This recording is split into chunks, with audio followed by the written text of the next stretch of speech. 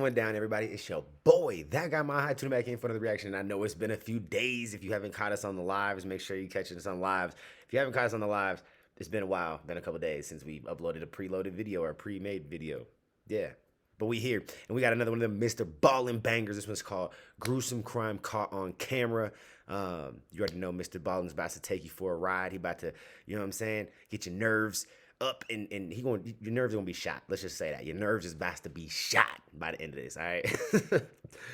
Let's give a big shout out to all the members of the channel real quick. Then we're gonna jump into this video, man. We got Nene, Netcoach, Taylor, Shauna, Trey420, Driver Thoughts, Kara, Neek, Dwayne, Nick, Dave, Happy Chick, Wild Turkey, Jamal, Lynn, Epic Service, Misty, Ryan, Sam, Keith, Keniz, Funny Farm, Holla Girl, Diesel, Creative Insane, Aaron, Mama Dukes, Robert, Amy, Jane Doe, Liz, Nugget, My Hood Life, and Gary Willis. Whew, I haven't had to say that so fast in so many days that it was almost hard, bro. That was difficult. I was like sitting there, having a brain meltdown. Anyways, jumping this video, man. And if you guys want to get shouted out like all the members of the channel, think about hitting that member button, the join button down below. If you don't see the join button, it's because you have yet to subscribe. And I highly suggest you subscribe. It's free on the 9, so there's no excuses for just subscribing. But again, if you want to take it that one step above, think about hitting that join button down below. Anyways, man, without further ado, let's jump into this and see what MrBallen talking about. Gruesome crime caught on camera. Let's go.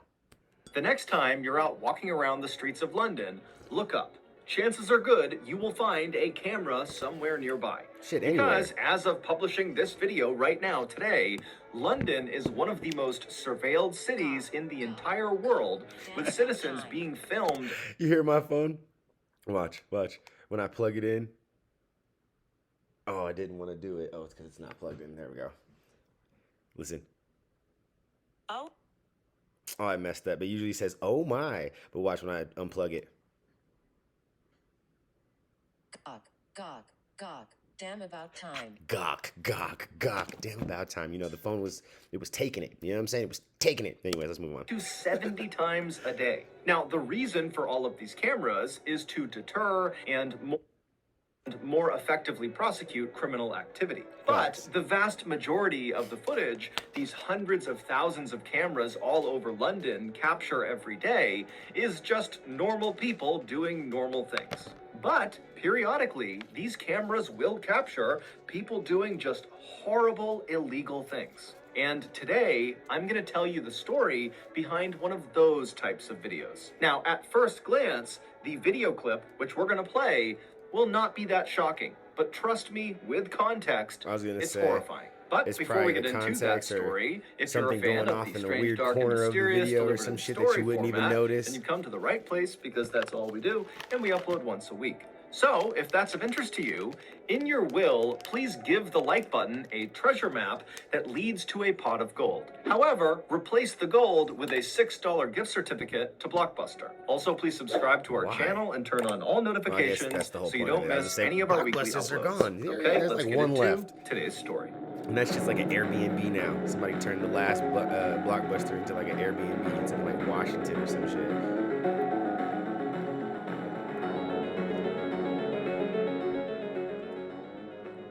On the morning of Friday, June 11th, 2021, in a suburb in the northwest of London, a man named David Klein woke up to his early morning alarm. David rolled out of bed, he got dressed, and he very carefully made his way downstairs to start getting ready for work. As David moved around this old brick house he was in, he was very careful not to make much noise because he didn't want to wake up his roommate, a 67-year-old widow named Deborah Chong. Deborah was technically David's landlord, but she didn't charge him any rent.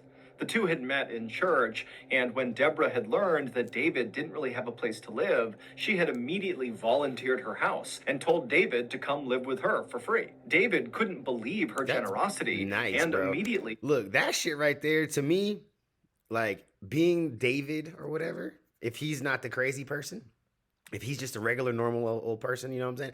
That would have been raised so many red flags, bro. Like, I get it. Maybe you didn't have somewhere to go, and that was just like, bro, like, you're nice, and people really like you, and they just want to offer you free shit. But to be like, yo, come live in my house for free, and yeah, like, I would just not feel right about that, bro. Like, something about that would not sit right with me. Like, I would have to, like, I would insist on either paying you, right, so that I could then, like, justify the fact, like, if I ever needed to like have separate keys to my rooms and shit like that, like, you know, I don't, you know what I mean? I wouldn't feel weird about that because I'm paying you to be here. Not, this isn't, you know what I'm saying? I'm not your child.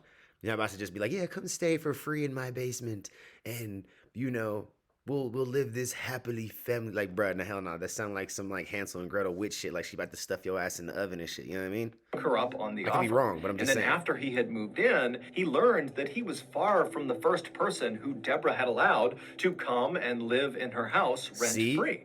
It would turn out Deborah, whose late husband had given her a ton of money in his will, felt like it was her responsibility and her duty to use her ample resources to house people that were kind of down on their luck. She said it was her way of serving God. Also, David got the impression that Deborah just liked having people living with her in her home. It made her happy. Yeah, I'm gonna say. But David would notice a likes distinct people. change in Deborah's personality around the time the COVID-19 pandemic started in early 2020. At that time, Deborah, like many other people, was very concerned about this global health crisis and wanted to learn more about what was happening and what could happen in the future. And so the way she did that is she obsessively began going on YouTube and began consuming COVID-19 related content and political content surrounding COVID-19 and the So she got pandemic and lost in a lockdowns. conspiracy. But Heard all instead the of becoming conspiracies. more educated and well-versed on what was happening in the world, She became Deborah's scared. constant consumption of COVID-19 related content on YouTube really just made her feel incredibly stressed out and anxious. And as David began to see fear. firsthand, Deborah's sudden high levels of anxiety really began wreaking havoc on her life. Years earlier, Deborah was officially diagnosed with paranoid schizophrenia, which is a Oh, mental illness that hell causes no. bouts of psychosis, which is like losing touch with reality. Now, pre-COVID, pre-pandemic, her symptoms were so mild that she basically led a totally normal life. But once the pandemic started and her YouTube quest for information caused that spike in stress and anxiety, it caused a spike in her symptoms. And so she began suffering from frequent and lengthy hallucinations and delusions. One time, David came home from work, and when he went inside the house, he found Deborah sitting at the kitchen table, diligently writing these handwritten letters to various British public figures. And when David asked her what she was doing, she explained to him that these British public figures were speaking directly to her through the YouTube videos she was watching. And so these handwritten letters were her response letters back to these public figures. In May of What? 2021, Deborah's hallucinations had Bro, that right there, that would have been my entire, like that would have been my exit. You know what I'm saying? That's when you call, you know, a family member of hers or somebody, because I'm sure you've met somebody that, you know, is super close to her or related to her, a best friend, a somebody, a something, a someone. Okay, you call that person. You be like, hey, she's off the rocker. She's losing it. She's writing fucking letters and shit. Like that right there would have been the final straw. I'm out. I gotta go. I'm finding so somewhere else to go. bad I'll sleep in that a car. doctors intervened I'm and out. forcibly injected her with an antipsychotic medication. And while these meds definitely reduced Deborah's symptoms, they also had some pretty negative side effects as well. Namely, they totally curbed her appetite and they made sleeping really challenging. And so pretty quickly, those two side effects combined made Deborah feel really weak and tired basically all the time, to the point where she sometimes needed David to literally hold her up by her arm just to walk down the street. Now, David, of course, had no problem helping Deborah with whatever she wanted. I mean, she had done so much for him. Yeah. But David had work, and so he was only really available to help her in the mornings and in the evenings during the week. And so he had actually spoken to Deborah about hiring a full-time caretaker that could live with her and just take care of her at the level she needed all the time. And Deborah was open to it. She actually called a company that offered that service, and they told her they would get someone out to her, but it would take some time before her caretaker was actually assigned to her. Now, David was really pleased with this development, but he really wished they would speed it up. Right. Because again, every time he was away all day at work, he knew Deborah was home by herself, and so he was just so worried something was going to happen to her when he was gone. So after David gathered up all of his things and very quietly made his way from the kitchen to the front door, he paused for a moment and said a silent prayer in his head for Deborah's safety and protection while he was away at work, and then he opened the front door, quietly went outside, shut the door behind him, and headed off to work. A few hours later, David came home from work. He went back inside of the house, and the first thing he did is he called out for Deborah. But Deborah didn't call back, and the house was very quiet. And so David took off his shoes and walked around the first floor, kind of calling out for Deborah as he walked. But again, there was no answer. And so after walking the whole first floor and not finding her, he yelled one more time really loudly, "Hey, Deborah, are you here?" And after hearing nothing, he pulled out his phone and he called Deborah. And as the phone was ringing, he could hear Deborah's phone ringing upstairs. And so he thought, okay, maybe Deborah is upstairs, she fell asleep, and her phone's just next to her on the bed. And so with David's phone still calling Deborah's phone, David began walking upstairs. And when he got to the top of the stairs, he just followed the sound of Deborah's ringing phone into her bedroom. And when he went in there, Deborah was not in there. Her phone was, though, and so were her glasses. They were both just sitting on the bed. Those were two items that Deborah would bring with her anywhere she went. And so trying not to panic. See, this right here, that's what I would be the most afraid of right there, is her going through, like, if I was, the David guy who was concerned about this lady and her well-being, like, that would have been the most concerning part right there, was if she left the house. Like, what? Because you know what I'm saying? Like, if she left the house, one of two things could happen, right? Either one, she is just going on a walk. She'll be right back.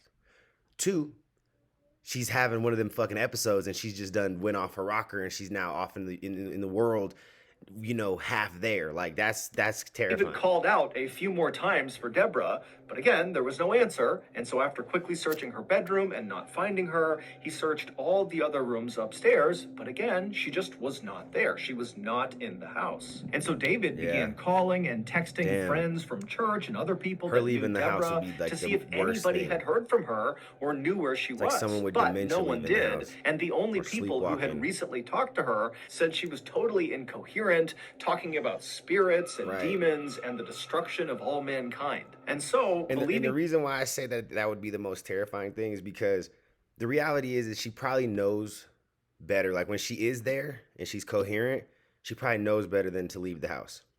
We definitely know she knows better to leave the house without her phone and her glasses, which are probably needed so she could see.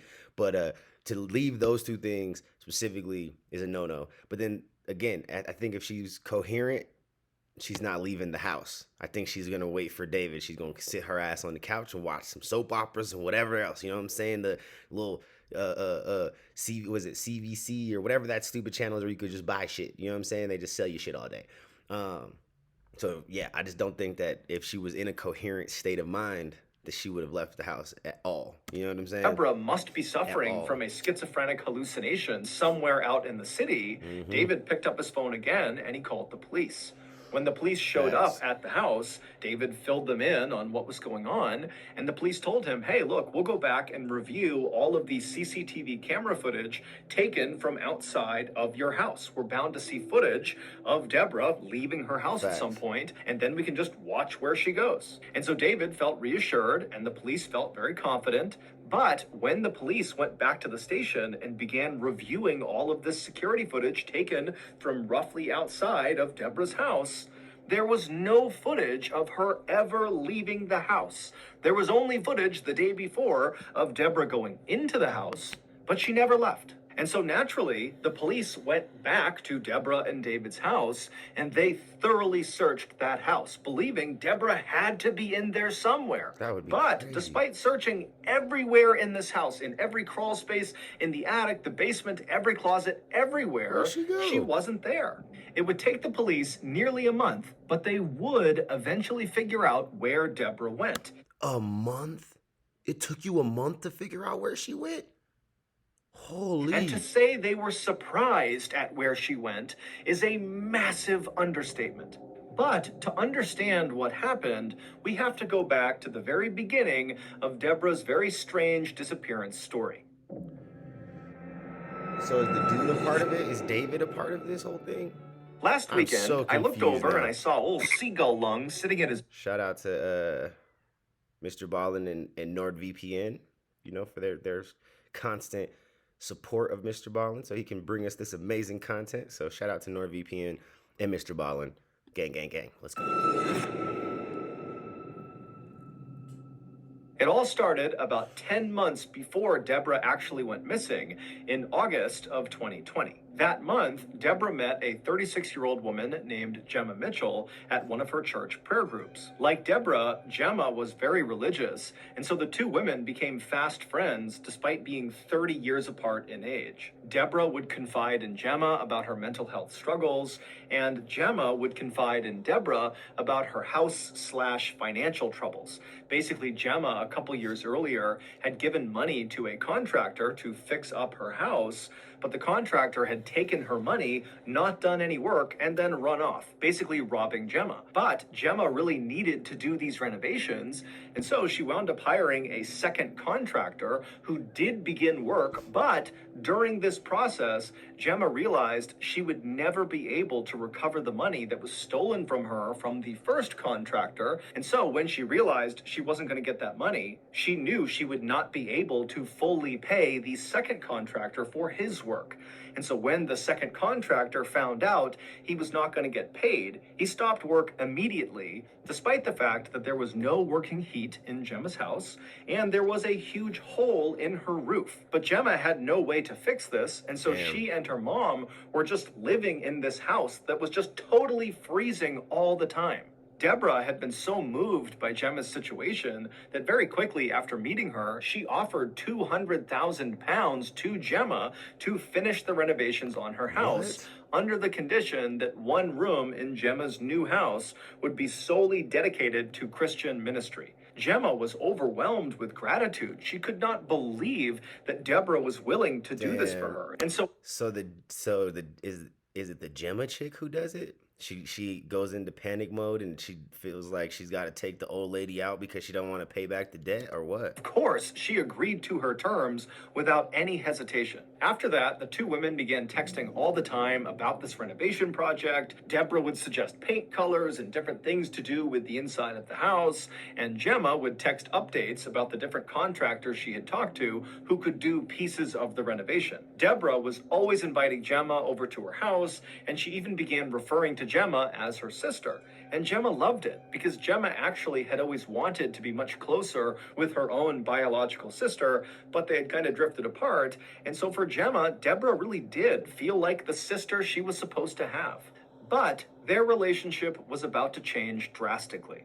In May of 2021, so 8 months after the two women met for the first time, and 1 month before Deborah would vanish, Deborah was forcibly injected with that antipsychotic medication in order to combat her paranoid schizophrenia. And right after Deborah got this injection, she began treating Gemma totally differently.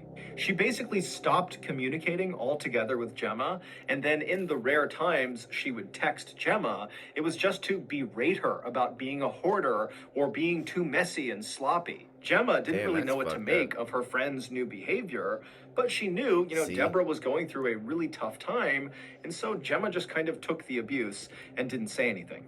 When Gemma did try to talk to Deborah by asking about the renovation project, which was quickly approaching on the horizon, Deborah would tell Gemma not to talk about it, that it was too stressful and just don't bring it up again. And then one day, Deborah just called Gemma out of the blue and said, "I'm not funding the renovation anymore. It's over. You're on your own." Gemma felt totally devastated and pleaded with Deborah to please reconsider. But Deborah was not about to change her mind. And in fact, on this call, she would tell Gemma, hey, you should just sell your house. And in fact, until you sell your house, don't contact me. And then Deborah hung up. Gemma didn't know what to do. She felt like she really could not sell her house because it was kind of like a family heirloom that had been passed down for generations. And so it just felt wrong to sell it.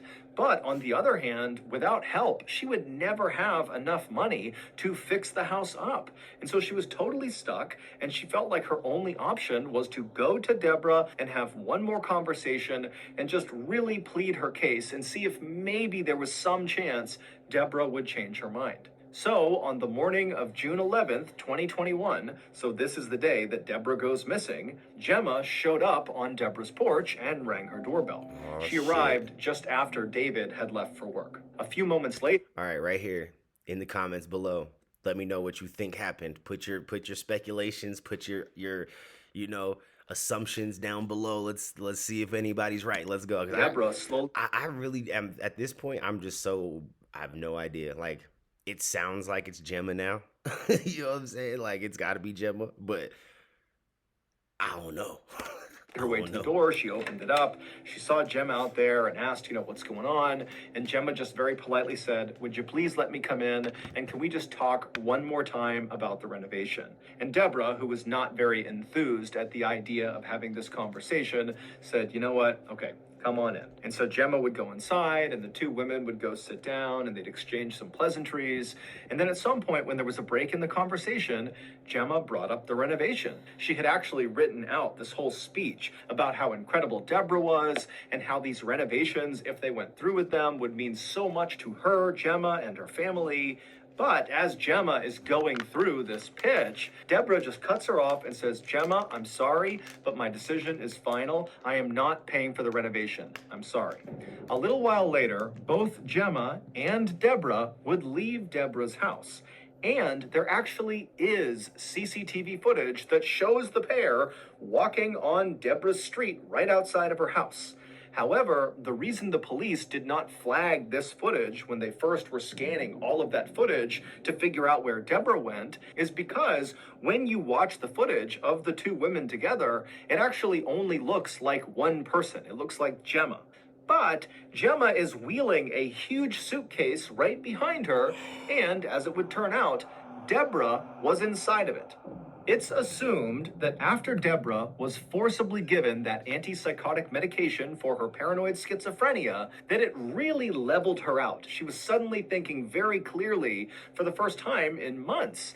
And in this clear state of mind, it's believed she realized the 200,000-pound gift she was giving to Gemma, someone she barely knew, was a bad decision. And so she just wanted to back out of it. And so, back inside of Deborah's house, when Deborah and Gemma are sitting there, and Gemma is doing her speech to try to convince Deborah to change her mind, and Deborah is saying, no, my final answer is no, it's over, that's when Gemma snapped. She grabbed a blunt object, we don't know what it was, and she smashed Deborah right over the skull and fractured her skull, causing Deborah to fall unconscious and slump onto the floor. And then Gemma leapt on top of Deborah's unconscious body.